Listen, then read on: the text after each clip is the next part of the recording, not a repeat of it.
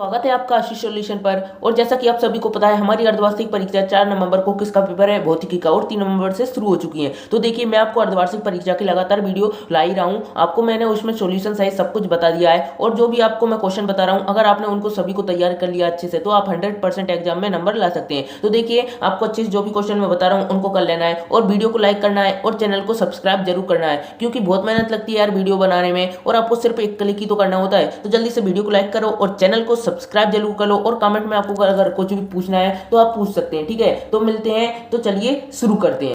तो देखिए, आपके अध्याय 8 का नाम और यूनिट 5 का नाम क्या है, घूर्णी गति, रोटेशनल मोशन। तो इसके देखिए महत्वपूर्ण प्रश्नोत्तर जो आपके परीक्षा में आने के 100% चांस हैं। तो देखिए, पहला क्वेश्चन क्या हो जाता है आपका, पहला क्वेश्चन हो जाएगा आपका कि क्या हो जाएगा, बल आघूर्ण किसे कहते हैं, इसका सूत्र मात्रक तथा बिंब सूत्र लिखिए। साथ ही बल आघूर्ण के सदस्य रूप के लिए व्यंजक प्राप्त कीजिए तथा बताइए कि बल आघूर्ण बल कब अधिकतम व कम न्यूनतम होता है। तो देखिए, बल आघूर्ण किसे कहते हैं, किसी बल द्वारा किसी पिंड की किसी अक्ष के परितः घूमने के प्रभाव को उस बल का बल आघूर्ण कहते हैं। इसे प्रायः किससे, टाउ से प्रदर्शित करते हैं। सूत्र, किसी घूर्णन अक्ष के परितः बल आघूर्ण बल के परिमाण तथा घूर्णन अक्ष से बल की क्रिया रेखा की लंबवत दूरी के गुणनफल को के बराबर होता है। अर्थात बल आघूर्ण बराबर बल गुणित बल की क्रिया रेखा की अक्ष से लंबवत दूरी, या टाउ बराबर हम लिख सकते हैं F × D। ऐसा ही पद्धति में क्या हो जाएगा, न्यूटन × मीटर, और सीजीएस पद्धति में डाइन × सेंटीमीटर। बिंब सूत्र ml/t-2 हो जाएगा। ठीक है, बल कोई सा वो उसका बिंब सूत्र आपका क्या रहेगा, यही रहेगा। ठीक है,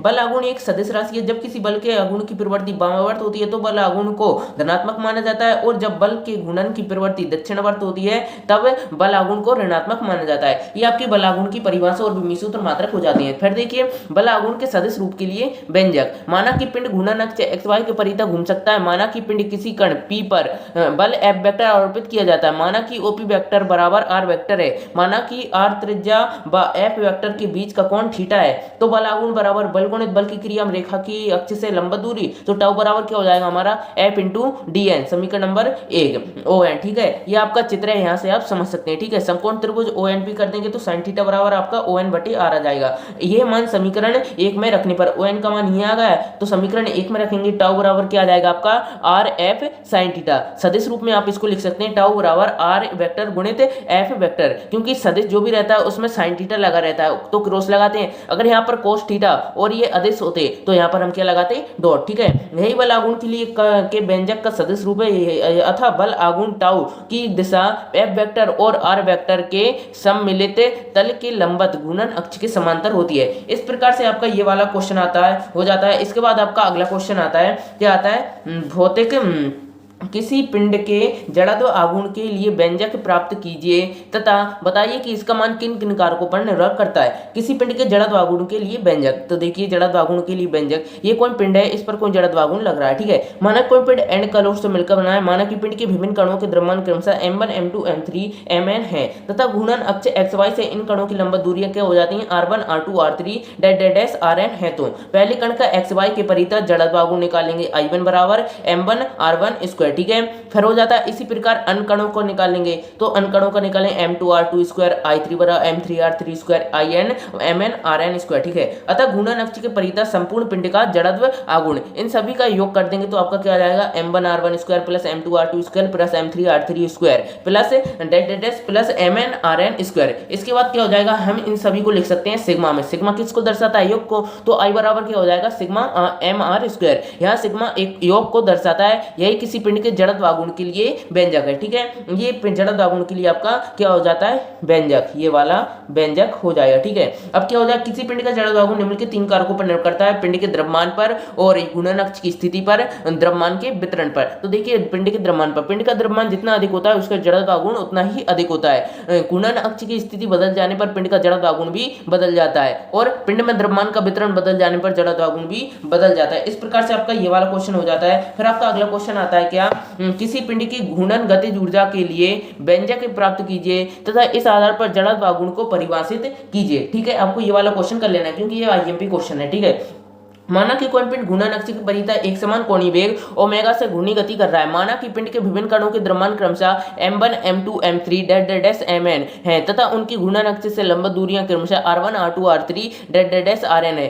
माना कि इन कणों की रेखीय वेग क्रमशः v1 v2 v3 vn है तो पहले कण की गतिज ऊर्जा क्या हो जाएगी आपकी E1 बराबर 1/2 m1 v1 स्क्वायर, परंतु v1 बराबर क्या होता है आपका r1 ओमेगा, अतः E1 बराबर 1/2 m1 r1 omega square. v1 की जगह हमने क्या रख दिया, ये रख दिया, ठीक है। तो E1 बराबर क्या हो जाए 1/2 m1 r1 square omega square. इसी प्रकार अन्य कणों का निकालेंगे तो आपका ये हो जाएगा, ठीक है। अतः संपूर्ण पिंड की घूर्णन गतिज ऊर्जा आपको उसी तरीके से इसको कर देना है। इसको लिखेंगे, फिर इसको क्या से दर्शा सकते हैं हम सिग्मा को, तो sigma mr square omega square, या लिख सकते हैं इसको E के बराबर 1/2, इसको क्या लिख सकते हैं I, क्योंकि ये I का मान है ना गतिज ऊर्जा का व्यंजक है, तो I ओमेगा स्क्वायर। ये क्या हो जाएगा, यही किसी पिंड की गतिज ऊर्जा के लिए व्यंजक है, ठीक है। यही पिंड की गतिज ऊर्जा का सूत्र है। इस प्रकार से आपका ये वाला क्वेश्चन भी हो जाता है। फिर आपका अगला क्वेश्चन आता है, क्या आता है, घूर्णी गति में बल आघूर्ण द्वारा किए गए कार्य के लिए व्यंजक प्राप्त कीजिए। लेकिन इससे पहले ये वाला क्वेश्चन भी आप कर लें, बल आघूर्ण तथा जड़त्व आघूर्ण में संबंध स्थापित कीजिए, क्योंकि आईएमपी क्वेश्चन है। तो देखिए बल आघूर्ण तथा जड़त्व आघूर्ण में संबंध, माना कि कोई पिंड घूर्णन अक्ष के परिधि एक समान कोणीय वेग ओमेगा से घूम रहा है। माना कि पिंड पर बल आघूर्ण लगाने पर उसमें कोणीय त्वरण क्या हो जाता है, अल्फा उत्पन्न हो जाता है। माना कि विभिन्न कणों के द्रव्यमान क्रमशः क्या हो जाते हैं m1 m2 m3 mn तथा इनकी घूर्णन अक्ष से लंबवत दूरियां क्या हो जाती हैं r1 r2 r3 rn है। तो पहले कण पर लगने वाला बल आघूर्ण क्या हो जाएगा, τ1 बराबर r1 इंटू f1, तो τ1 बराबर r1 कोष्टक में m1 a1, चूंकि f बराबर m होता है इसलिए, ठीक है। तो τ1 बराबर क्या हो जाए r1 m1 r1 alpha, a बराबर क्या होता है आपका r अल्फा, ठीक है। तो τ1 बराबर m1 r1 स्क्वायर अल्फा, ठीक है। इसी प्रकार अन्य कणों के लिए निकालेंगे और संपूर्ण पिंड पर लगने वाली बल आघूर्ण निकालेंगे। तो संपूर्ण पिंड पर निकालेंगे तो इसको किससे दर्शाते हैं हम, सिग्मा से, तो सिग्मा mr स्क्वायर अल्फा, और ये किसका मान होता है I का, तो I अल्फा, ये आपके लिए व्यंजक ऐसा आ जाएगा। तो इसको सदिश रूप में लिखेंगे तो आपका क्या हो जाएगा, I वेक्टर टाउ वेक्टर बराबर I अल्फा वेक्टर, बल आघूर्ण बराबर जड़त्व आघूर्ण गुणित में कोणीय त्वरण, ये आपका आंसर हो जाएगा, ठीक है। फिर आपका अगला क्वेश्चन आता है, क्या आता है देखिए, कोणीय संवेग तथा बल आघूर्ण में संबंध स्थापित कीजिए। कोणीय संवेग तथा बल आघूर्ण में संबंध स्थापित आपको करना है, ठीक है। तो हम जानते हैं कि टाउ वेक्टर बराबर आपको ये सभी लिख देना है और फिर अवकलन टी के सापेक्ष अवकलन आपको कर देना है। जैसे ही टी के सापेक्ष आप अवकलन करेंगे तो आपका ये क्वेश्चन इस प्रकार से हो जाएगा। इसको आप समझ लेना, ठीक है, क्योंकि थोड़ा टाइम ज्यादा लग जाएगा इसको समझाने में। फिर आपका क्वेश्चन आता है, कोणीय संवेग संरक्षण का नियम क्या है, इसे सिद्ध कीजिए। तो देखिए कोणीय संवेग संरक्षण का नियम, इसको आपको अच्छे से कर लेना है क्योंकि ये वेरी आईएमपी क्वेश्चन है, ठीक है। तो आपको इसको अच्छे से कर लेना है। कोणीय संवेग संरक्षण, इस नियम अनुसार यदि किसी घूमते हुए पिंड या निकाय पर कोई बल आघूर्ण न लगाया जाए तो उसका कोणीय संवेग नियत रहता है। तो बच्चों वीडियो को लाइक करना है और चैनल को सब्सक्राइब करना नहीं भूलना। वीडियो को लाइक और चैनल को सब्सक्राइब अभी के अभी कर दो, कर दिया ना, जल्दी करो जल्दी करो, कर दिया ना, तो ठीक है। और वीडियो को लाइक कर दो, चैनल को सब्सक्राइब कर दो। कमेंट में अगर आपको कुछ भी पूछना है तो आप पूछ सकते हैं, ठीक है। और चैनल को सब्सक्राइब जरूर कर देना क्योंकि वीडियो बनाने में बहुत मेहनत लगती है यार। देखिए मैंने आपके लिए कितना कहाँ से ढूंढ कर क्वेश्चन बता रहा हूँ, तो आपको एक चैनल को सब्सक्राइब भी तो करना है, एक क्लिक ही तो करना है, तो जल्दी से कर दीजिए, ठीक है। इस प्रकार से आपका ये हो जाएगा, अर्थात एल बराबर क्या होता है, एक नियतांक I ओमेगा, एक नियतांक I1 ओमेगा 1 I2 ओमेगा 2। इस प्रकार से आपका ये हो जाएगा। फिर आपको क्या करना है, उत्पत्ति। तो माना कि हम जानते हैं किसी पिंड के कोणीय संवेग में परिवर्तन की दर उस पर आरोपित बल आघूर्ण के बराबर होती है, अर्थात dl/dt बराबर t टाउ वेक्टर। यदि किसी पिंड पर कोई बल आघूर्ण न लगाया जाए अर्थात टाउ बराबर 0, तो dl वेक्टर/dt बराबर 0, अतः l बराबर एक नियतांक I ओमेगा बराबर एक नियतांक, ठीक है। कोणीय संवेग का नियम प्रकृति का एक मूलभूत नियम है, इसका पालन सभी घटना में होता है। इस प्रकार से आपका ये वाला संवेग संरक्षण का नियम हो जाएगा, कोणीय संवेग संरक्षण का नियम। इसके बाद आपका अगला क्वेश्चन आता है, क्या आता है कि बल युग्म क्या है, बल युग्म के आघूर्ण को परिभाषित कीजिए तथा इसका सूत्र मात्रक विमीय सूत्र लिखिए। तो बल युग्म से पहले वीडियो को लाइक कर दो, चैनल को सब्सक्राइब कर दो, ठीक है। जब किसी पिंड पर समान परिमाण दो बल विपरीत दिशा में इस प्रकार लगाए जाते हैं कि उनकी क्रिया रेखाएं एक ही ना हो तो बलों के इस युग्म को क्या कहते हैं, हम बल युग्म कहते हैं। यह बल युग्म पिंड को घुमाने की प्रवृत्ति रखते हैं। बल युग्म का आघूर्ण, बल युग्म के दोनों बलों में से एक बल तथा उनकी क्रिया रेखाओं के बीच की लंबवत दूरी के गुणनफल को बल युग्म का आघूर्ण कहते हैं। इसे टाउ से प्रदर्शित करते हैं, ठीक है। फिर आता है आपकी इसका सूत्र। तो माना कि ये भी एक छड़ है जिसकी लंबाई l है। माना कि छड़ अपने मध्य O से गुजरती हुई x y के परिता घूम सकती है। माना कि छड़ के सिरों पर समान बल F विपरीत दिशा में लगाए जाते हैं, अतः बल युग्म का आघूर्ण क्या हो जाएगा आपका, टाउ बराबर बल गुणित बल की रेखाओं में लंबवत दूरी, तो टाउ बराबर F गुणित O n हो जाएगा, ठीक है। तो समकोण त्रिभुज ANB में ये आपका चित्र बन जाएगा इस प्रकार का, ठीक है। तो sin थीटा तो Bn का माना जाएगा L sin थीटा, Bn का मान समीकरण 1 में रख देंगे, ठीक है। फिर समीकरण 1 में रख देंगे, टाउ बराबर क्या हो जाएगा हमारा LF sin थीटा, सदिश रूप में इसको लिख देंगे।